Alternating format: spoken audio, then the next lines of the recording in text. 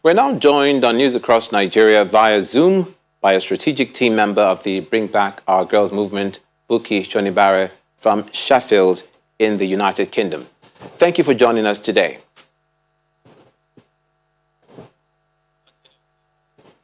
Thank you so much for joining us. If you can hear me, it's incredible that it's already been 7 years since the abduction of the schoolgirls. Now, on a day such as this, what would you have to say on the remaining girls that are still in captivity? I think that it is sad that we are having to commemorate a day like this. That we still have 112 Chibok girls still in abduction. Leah Sharibul is still in abduction. So many other nameless, faceless, countless children and Nigerians are still in abduction. It is sad. And a day like this reminds us of such incidents. I'm also disappointed. I'm disappointed that the Nigerian government have not fulfilled its primary responsibility of securing education generally and school children. But most importantly, I'm concerned, and my concern is tied to my second point, the fact that we see a lot of abductions happening recently. We're not hearing anything from the government in terms of what is happening. So it puts on the table the concern that the Chibok girls still in abduction, have they been forgotten by the Nigerian government? Do we still remember that 112 Chibok girls are still in abduction? So that's my major worry as it relates to the girls still in abduction and the abduction issue generally in Nigeria. And do you think we're at a stage where we can begin to ask ourselves, what lessons has this abduction taught us as a nation?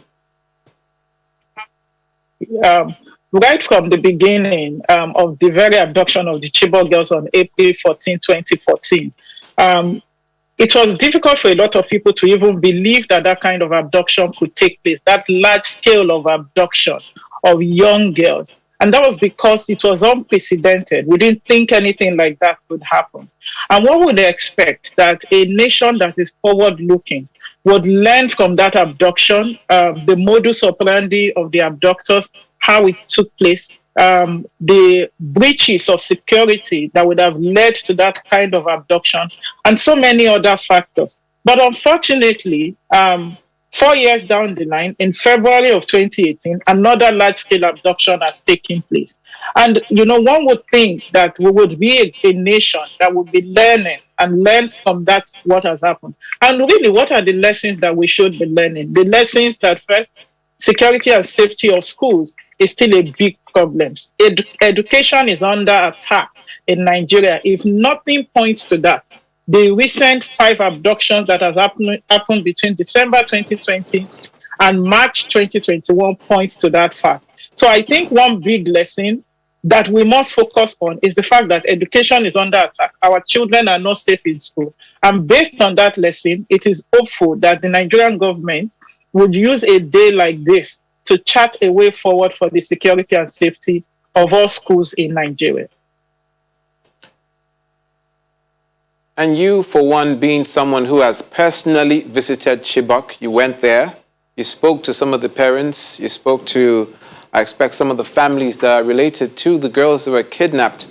What struck you as significant in the entire experience? We talk about the girls and how traumatized that they must be, but what about the parents and the families, especially for those who are still left behind? For me, that is what has struck me the most. The fact that, yes, girls who were seeking education, who were simply exercising their fundamental right, according to Chapter 2 of the Constitution, the right to education, Section 18, simply went to school and then they were abducted. So that in itself, struck me. But like you rightly said, also the effect on the parents.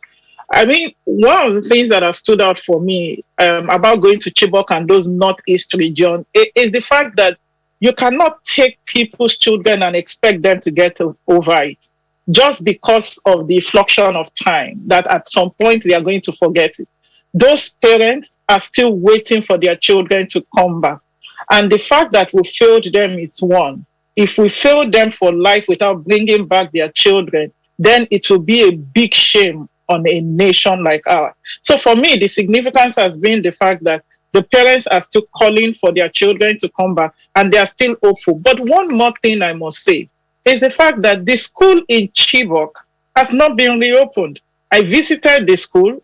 Thankfully, the Nigerian military permitted me to enter and they were able to take me around. As at the last time I went to Chibok about 3 years ago, the school was still being built.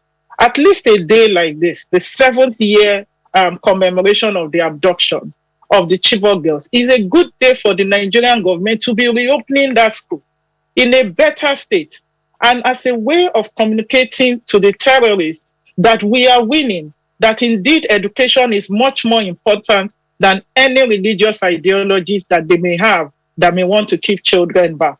So I think all of these must really be brought on the table for us to move forward. Finally, we know that hundreds, and you've mentioned it already, the hundreds of school children that have been kidnapped from other schools since then. What does that speak of the safety of these schools, and in the light of the fact that these are obviously soft targets? One of the outcomes of the abduction of the Chibok girls was that in 2014, and I recall when Prime Minister Gordon Brown came from the United Kingdom, at that time he was the Special Envoy on Education to the United Nations. And the abduction of the Chibok girls and several other abductions going on around the world informed the Safe School Declaration.